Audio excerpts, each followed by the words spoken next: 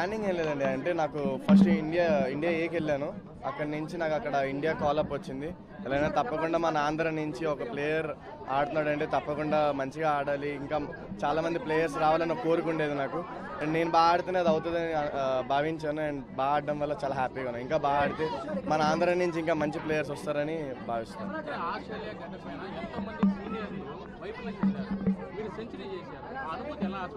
చాలా బాగుందండి. అంటే చిన్నప్పటి నుంచి ఇండియన్ టీమ్ ఆడుతుంటే మ్యాచెస్ చూసినప్పటి నుంచి నేను వెళ్ళి ఆడడం అండ్ అక్కడ సెంచరీ కొట్టడం అండ్ చాలా హ్యాపీగా ఉంది.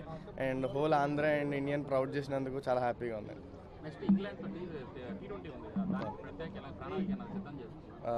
T20 అవునండి, తప్పకుండా. లైక్ చాలా షార్ట్ టైం ఉంది, బట్ నా ఫుల్ ప్రిపరేషన్స్ ఇస్తున్నా.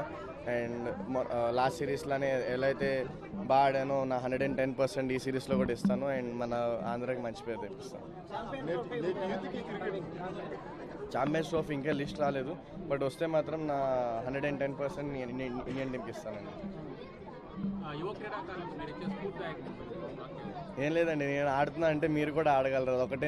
అంటే ఇంతకు ముందు వరకు ఆడలేదు, కొంతమంది ఆడారు, బట్ ఇంకా మనం ఎప్పుడైతే 100s ఇంకా మంచి పర్ఫార్మెన్స్ చేస్తామో అప్పుడు యువ క్రికెటర్స్కి ఇంకా మనం కూడా ఆడొచ్చు అని ఒక బిలీవ్ వస్తుంది.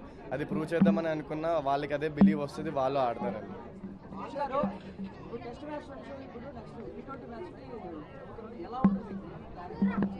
అవును, ప్రిపరేషన్లో అయితే చేంజ్ ఉంటుంది, ప్రాక్టీస్ వేలో చేంజ్ ఉంటుంది. అది ఇప్పుడు వైజాగ్ వెళ్ళిన తర్వాత చేంజెస్ అన్ని చేసుకుంటా.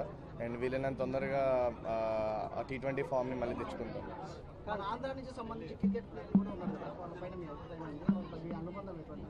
ఇంతకుముందు కేఎస్ భరత్, నేను ఆడుతున్నప్పుడు కేఎస్ భరత్ గారు, హనుమ విహారీ వీళ్ళందరూ ఆడారు.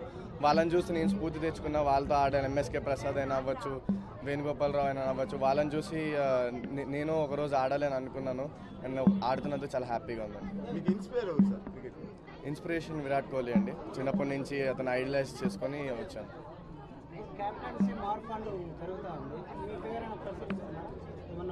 ఏమో అండి, నాకైతే ఐడియా లేదు. బట్ ఇంకా నేను ఇప్పుడు కొత్తగా వచ్చాను కాబట్టి నేను టీంలో నా ప్లేస్ని తీర్చుకోవాలనుకుంటున్నాను.